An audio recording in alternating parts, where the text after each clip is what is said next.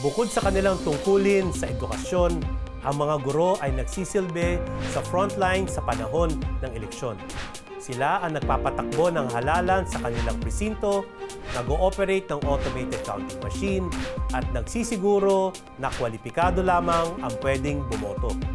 Samahan niyo ako at tuklasin ang papel at pananagutan ng mga teacher sa darating na halalan. Dito lang sa Batas et al. Sa Newswatch Plus.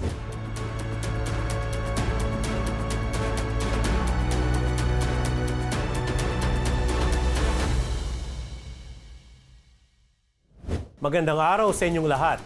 Kayo ay nanonood ng Batas et al. At ako po ang law teacher ng bayan, Attorney Al Agra. Makakasama natin ngayon walang iba kundi si Miss Ruby Bernardo upang magbigay ng mga kasagutan sa ating mga katanungan tungkol sa papel ng mga guro, mga teachers sa panahon ng eleksyon. Ilang taon ka nang nagtuturo, Miss Ruby? 13 years na po akong nagtuturo sa public school. Public school, anong school para malaman ng ating mga nanonood? Nagtuturo po ako sa Santa Lucia High School. At anong grade ang iyong tinuturo? Grade 10 po. At ang tinuturo ko ay Filipino, yung ating wika. Kaya dapat Pilipino ang ating usapan, no? Nakalahok ka na ba bilang membro ng Board of Election Inspectors ang tawag noon, ngayon electoral boards na? Nakalahok ka na ba bilang membro ng EB or BEI? Yes po, 2 beses po akong nag-serve as BEI or EB, no, na isang manual at isang automated. Paghambingin nga natin kung anong pinagkaiba ng manual tsaka yung automated, Ruby. Kung kami po yung tatanungin ng mga teachers, talagang mahirap yung manual kasi talagang isa-isa na sinusulat at binabanggit, no, yung mga pangalan ng mga bumoboto, no. Sinusulat yung pagdo-document, no. At the same time, yung talagang manual yung counting na ubusin talaga yung boses ng teacher, no, kasi babanggitin isa-isa, no, kung ano yung binoto ng ating mga At may mga kababayan. pagkakataon mali pang spelling. Opo, no, at yung sulat, no, minsan nahihirapan kaming basahin. At hambing naman natin sa automated system, anong pinagkaiba nito? Sa automated, mas mabilis. At sinasabi nga po ng mga teachers, talagang kailangan mo lang aralin yung mismong automated system. Kaya lang, ang isang nagiging problema po namin, bagamat mabilis, pag may problema yung machine, doon naman po nagtatagal. Halimbawa po, nitong nakaraang eleksyon ng isa doon sa mga sinasabi ng ating mga teachers, kasi bahagi rin po ako ng teachers hotline, no? May tumatagal po talaga sa presinto ng halos magdadalawang araw, no? Magdadalawang araw, kahit automated na. Kahit automated po yan dahil dun sa hindi gumana yung kanilang mga SIM cards, no, dun sa PCOS machine, no. Yun yung isa sa mga challenges, no, na kinakaharap ng mga teachers natin during election. So anong dalawang eleksyon kung saan ka naging bahagi ng Electoral Board or BEI? 2013 and 2016 po. Then after that, nag-volunteer na po ako as Ayaw mo na. teachers hotline kasi ayoko na po talaga, no. Alam niyo po, sa totoo lang, kapag tinanong niyo po yung mga teachers, ano ang dahilan bakit sila nagsiserve sa election, kahit na sabi ko nga po sa teachers hotline namin, ang dami naming mga cases ng harassment dun sa mga teachers natin from the supporters. Marami po ang umaatras, pero kami po talaga, no, bahagi yan ng aming service sa ating bayan. Para sa bayan. Para sa bayan. At syempre, ako po, ikukwento ko na rin yung kalagayan namin sa public school. Wala kaming sick leave, pero during election po kasi may binibigay ng mga service credit. At ito yung motivation ng mga teachers natin. Kasi this year, babalita ko po to sa mga teachers na mag-serve, ay nadoble na po yung ating service credit ngayong election na ito. Nabanggit mo yung hotline. Anong samahan, anong organisasyon ito, Ruby? Yung Alliance of Concerned Teachers ay nagtayo, no, ng Teachers Hotline. Kung alam niyo po yung kwento ng balota ni Marian Rivera, ito po yung isa sa mga motivation natin bakit tayo nagtayo ng Teachers Hotline. Yung kwento ni Teacher Nelly Banaag na talagang namatay siya during election, no, nasunog yung kanyang katawan kasama ng balota, yakap-yakap niya. Ayaw natin na mangyari itong muli doon sa ating mga teachers. Kaya gusto natin na meron talagang sumbungan din, no, yung ating mga teachers. Magko-quick reaction team, yung ating mga volunteers, at idudulog din doon sa ating mga COMELEC officers. So bukod sa ACT, meron pa bang ibang samahan ng mga guro ang merong ganitong hotline? So far, ang alam ko po, kami po yung meron nito. Katuwang po namin ngayon ang COMELEC. Kumbaga, kung meron kaming sumbong, directly ay nag-commit po yung ating chair, no, ng COMELEC na agad po silang tutugon ngayong election na ito. So tama ba sa ilalim ng ating batas, ang pwede lang manungkulan bilang membro ngayon ng electoral boards ay mga public school teachers lamang? Actually, ang sinasabi po dun sa Election Reform Act, no, yung ESRA Law, Election Service Reform Act, no, priority po talaga yung ating mga public school teachers. Pero kung sakali man, no, na may mga instances po kasi talaga, no, na hindi po talaga sapat yun, no, yung bilang ng mga teacher na magvo-volunteer kasi through the ESRA law ay naging voluntary na lang. Dati po kahit po buntis ka, kahit may sakit ka, no, ay pag nilagay yung pangalan mo doon, magse-serve ka, no? Pero dahil nga doon sa ESRA law na ito ay naging voluntary. Hindi ka pwedeng pilitin. Yes po, no? Yun, no? Pwede pong other personnel. Halimbawa po yung mga non-teaching personnel po natin sa DepEd po pwede, or private school teacher, or yung isa dun sa mga worst case natin, mga kapulisan na po yung nag-serve, no, doon sa BARM, no, nung nakaraang election. Ilan ba membro ng electoral boards, Ruby? Tatlo po, no?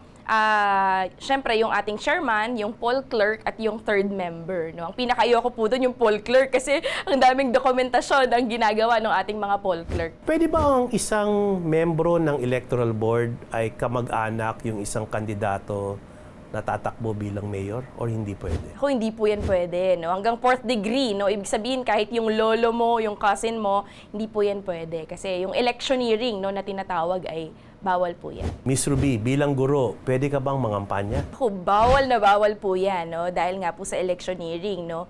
Sinasabi po nung Joint Circular Memo, no, ng Civil Service at ng COMELEC, Joint Circular number 1, Series of 2016, tinandaan ko po yan. Bawal po talagang mangampanya, no, yung ating mga public school teachers and government employees, no? Palagay mo ba, anong assessment mo, no? Handa na ba ang ating mga guro para sa darating na halalan?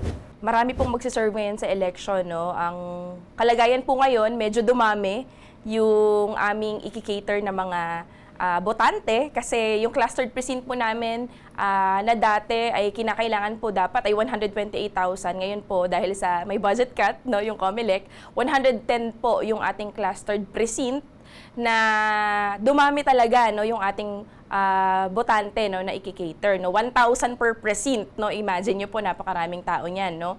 Humaba rin po yung oras. Dati 6 o'clock magsisimula or 7 o'clock. Ngayon po 5 a.m. start na po. Para sa mga senior. Para sa mga senior At po. mga buntis. Yes po. At mga persons with disabilities. Yes. Kaya't anong oras kayo inaasahan mag-report sa inyong mga presinto at polling places? Alam niyo po, sa totoo lang, hindi na natutulog yung mga teachers kasi 3 a.m. kailangan na po namin ayusin yung ating mga classrooms, no, ihanda yung mga paraphernalia. At syempre, meron po talagang maagang bumoboto. Very excited sila, lalo po yung ating mga seniors and PWDs, no? Kaya, puyat talaga yung mga teachers natin during election. Bilang paghahanda ng mga guro natin sa darating na halalan, meron bang training na ginagawa ang DepEd, ang Commission on Election para sa mga guro? Yan, yung Commission on Election po, for the past weeks ay nakapagsimula na po, no, ng training sa mga teachers natin. Maramihang training po yan, no, doon sa ating mga electoral board. At meron pa pong refresher course, no, may mga course pa kami, no, sa Abril, no, bago po magsimula yung ating election, no. Sa tingin ko po, yung mga teachers natin, may exam pa yan, no, ay handa na po, no, para sa darating na election. Paano nag-uumpisa ang inyong araw at paano nagtatapos? Siyempre, kami po, talagang kailangan namin ng matinding dasal bago magsimula po yung araw, no. Madaling araw pa lang, gising na yung ating mga teachers, nagbabaon kasi minsan yung pag-aabot ng pagkain sa amin, nagiging issue yan, no, sa mismong presinto. Kaya talagang nagbabaon yung ating mga EBs, no. Pagdating po namin sa eskwela, inaayos po natin yung mga election paraphernalias, chine-check, no, kung ano yung mga kailangan, no, at yung ating machine ay sineset up na rin po natin. Pag-usapan natin, napakaraming scenarios na pwede mangyari on election day. Dumating si botante, meron na siyang indelible ink. Anong gagawin ng EB?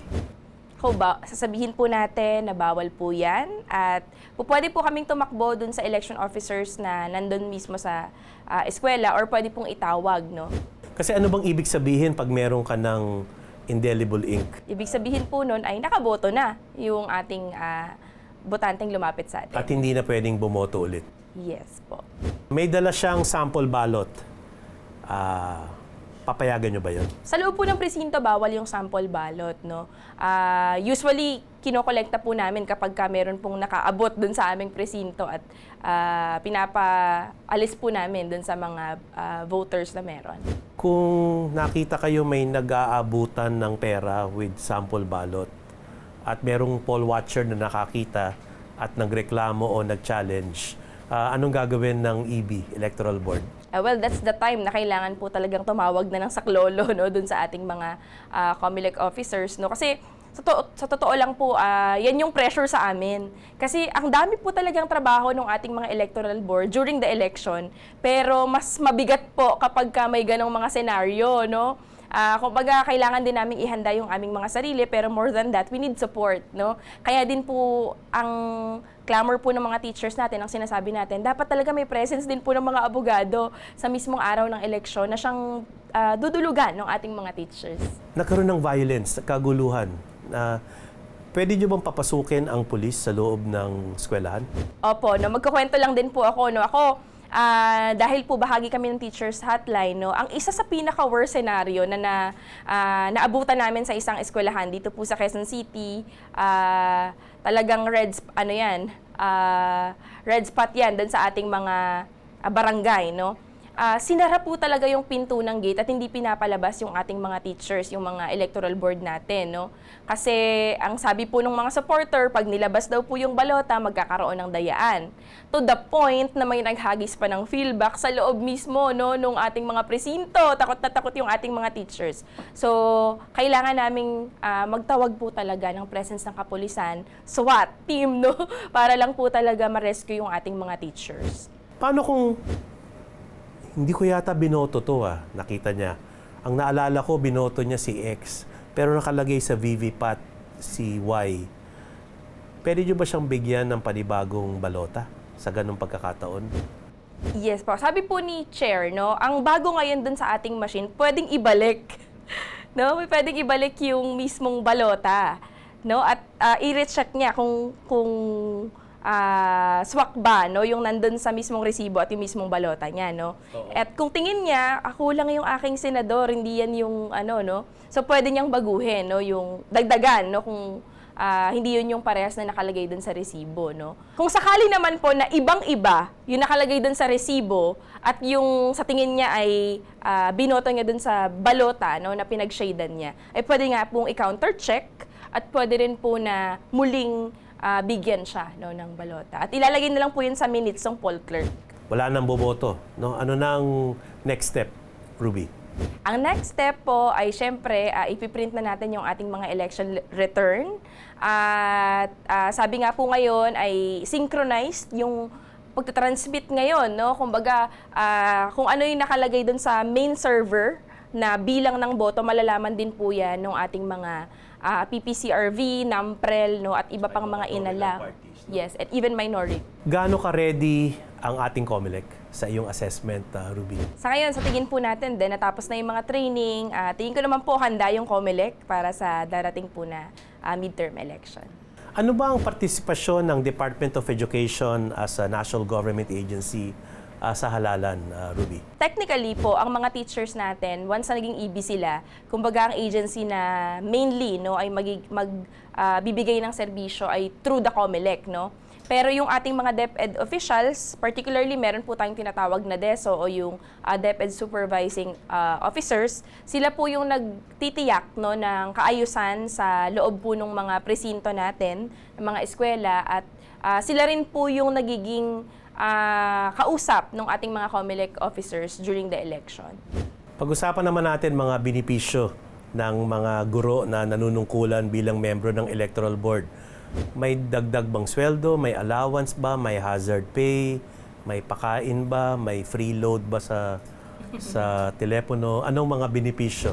Well, kami po sa Alliance of Concerned Teachers, yan yung advocacy natin. Bukod sa tiyakin na yung ating mga EBs ay ligtas na makakapag-serve sa election ay yung maayos na kompensasyon at benepisyo po talaga, no?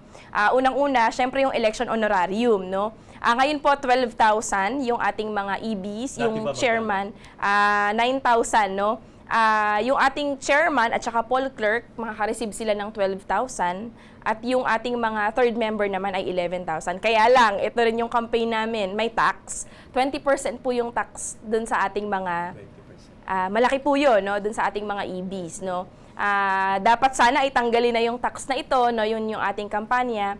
Bukod po doon, meron 2,000 na training allowance. No? Yun po yung gagamitin para pamasahe, pangkain during the training. At yung pinaka-importante doon sa ating mga teachers ay yung pagdodoble ng service credit. Dati po 5, ngayon po ay 10 na yung ating service credit. Saan po ito ginagamit? Kasi para po sa kaalaman din ng karamihan, yung mga public school teacher natin, wala kaming sick leave. Ibig sabihin, during the time ng school days na magkasakit kami, kakaltasan talaga kami, no, sa sahod. Kakaltasan pa during vacation kasi proportional vacation pay, no. Kaya malaking tulong na may service credit kasi pwede siyang pa-offset, no, dun sa mga teachers natin. May hazard pay ba? May insurance? May meal allowance? Batay po dun sa ESRA law, meron pong tinatawag na yes, may insurance po. Yung medical allowance po ng mga teachers once na may mangyari during the time of election. Merong legal service na ibibigay, no, dun sa ating mga teachers. No? Kasama po dun sa training allowance yung meal allowance ng mga teachers. May pagkakataon ba na humihindi ang mga guro para ayaw nilang manungkulan bilang membro ng electoral board?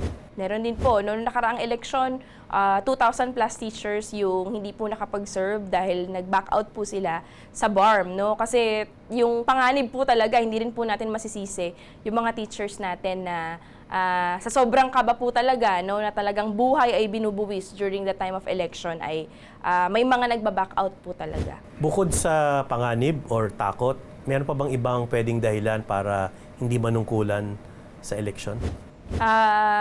Tingin ko kalakhan po talaga ay dahil dun sa takot din po talaga, no? O kaya naman ay nakaranas ng harassment pressure, no, doon sa ating mga politikong tumatakbo, no. Isa rin po dito ay yung binabanggit po natin kanina, no, baka po kamag-anak, no, nung mga tumatakbo. Kaya din po hindi na nakakapag-serve sa election. Maraming salamat, Miss Ruby, at saludo ko sa lahat ng ating mga guro, no. Meron ka bang mensahe para sa ating mga nanonood, Ruby? Siguro yung isa pong mensahe po na ibibigay natin dun sa ating mga kababayan, yung ating mga public school teacher, buwis buhay po yan sa panahon ng eleksyon. Kaya po, sabi ko nga po sa ating mga kababayang boboto, intindihin natin minsan kung nagsusungit yung ating mga electoral board. At syempre, samahan nyo rin po kami na ipanawagan na tanggalin na po talaga yung tax dun sa ating election honorarium. At sama-sama po tayo, no, na gawing mapayapa yung darating na eleksyon. Maraming salamat muli, Ms. Ruby Bernardo, sa iyong pagsagot, pagdalo sa ating interview sa usapin ng papel ng teachers, mga guro tuwing halalan. Good luck, at ang panawagan naman ay respeto at paggalang sa ating mga guro. Maraming salamat, Ruby. Maraming salamat po sa inyo.